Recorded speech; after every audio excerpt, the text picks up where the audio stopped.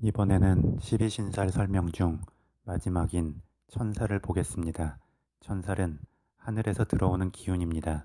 그리고 기준이 되는 지지의 지지 삼합에서 첫 번째 글자의 앞 글자에 해당하고 12신살의 흐름에서는 지살의 전 단계가 됩니다. 천살과 지살은 명칭에서도 느껴지듯이 하늘의 기운과 땅의 기운이 됩니다.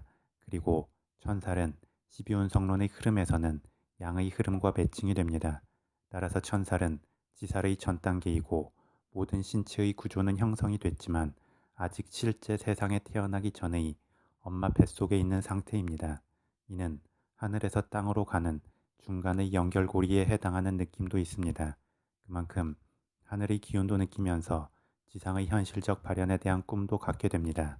이는 엄마 뱃속의 안정된 상태를 유지하면서 아직 현실적 발현은 하지 않았기 때문에 이상을 꿈꾸는 느낌도 있습니다.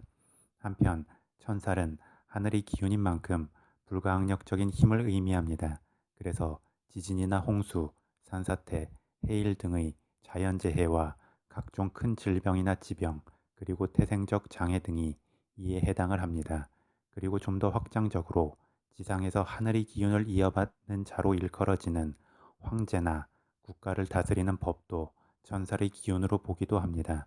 그래서 관제수가 다른 살의 영향도 있지만 천살의 영향에 의해 발생할 수도 있다고 말을 합니다. 그런데 하늘의 기운을 느끼고 받는다는 것은 불가항력적이기는 하지만 또 하늘과 바로 연결이 된다는 느낌도 있습니다. 그래서 천살의 기운이 있으면 직관력과 직감이 뛰어나다고 말을 하게 되는데 그런 하늘의 기운을 느끼기만 하고 움직이지 않기에 비현실적인 이상향을 그리게 되기도 합니다. 나아가 너무 과하게 직관력이 발휘되면 정신착란이나 접신 등의 여지도 생길 수 있습니다. 그리고 천살은 하늘의 기운이고 이 세상에 태어나기 전의 근원이 되기에 보통 천살의 오행 기운에 해당하는 방향을 조상의 방향으로 보거나 스승의 방향으로 보게 됩니다.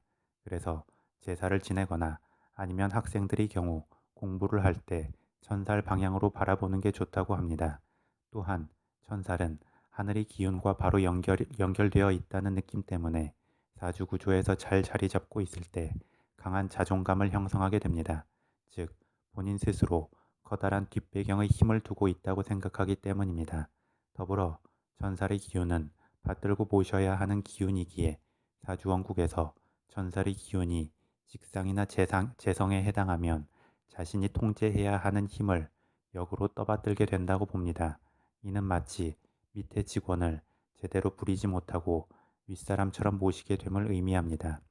또한 천살은 하늘의 기운을 떠받들고 있는 느낌이 있는 만큼 종교의 신이나 어떤 자연의 법칙에 대해 기도하고 수행을 해야 함을 뜻하기도 하고 종교인의 길, 수행자의 길을 뜻하기도 합니다. 그리고 하늘의 기운은 땅의 기운을 낳는 기운인 만큼 천살의 기운 또한 양육하고 육성하는 느낌도 있기에 교육이나 자선사업, 식음료 사업 등과도 연관을 맺게 됩니다. 더불어 천살의 기운은 그냥 단순하게 하늘을 의미하기에 천살의 기운이 운세 흐름에서 도래하면 비행기를 타고 하늘을 날아서 움직이게 되는 일들이 생길 수 있다고 말하기도 합니다. 그리고 천살은 하늘의 신이나 지상에서 신을 대리하는 최고의 권위인 황제와 접하는 느낌이 있기에 관운이나 승진, 합격 등과도 연관이 있습니다. 그래서 본인 사주 구성에서나 아니면 운세의 흐름에서 균형 있게 들어오면 좋은 결과를 맺을 수 있습니다. 하지만 정상으로 오르는 흐름이 있으면 다시금 내려와야 하는 흐름이 이어지게 되기에 전살이 운세에서 들어와 긍정적으로 작용하면 그 다음 운세 흐름을 주의해야 한다고 말하기도 합니다. 그래서 큰 성취 뒤에는 항시 과욕을 부리려 하거나 갑질을 하려 하거나 자기 확신에 취하려 하지 말라고 말을 하게 됩니다. 또한 천살은 든든한 뒷배경이 있다고 느끼는 강한 자존감의 기운인 만큼 좋게 작용하면 자기 배짱이 있는 것이지만 나쁘게 작용하면 안주하려 하고 모험을 싫어하며 아무 일이나 못하게 될 수 있습니다. 또한 천살은 사주의 지지에서 어디에 작용하든 일단은 외로움과 이별의 특성을 갖게 된다고 봅니다. 먼저 연주에 작용하면 자연재해의 큰 피해를 입을 수 있다고 보고 조상 중에서 비명행사한 사람이 있을 수 있으며 조상 때에서 고향을 등지고 타향살이를 시작했을 수도 있다고 봅니다.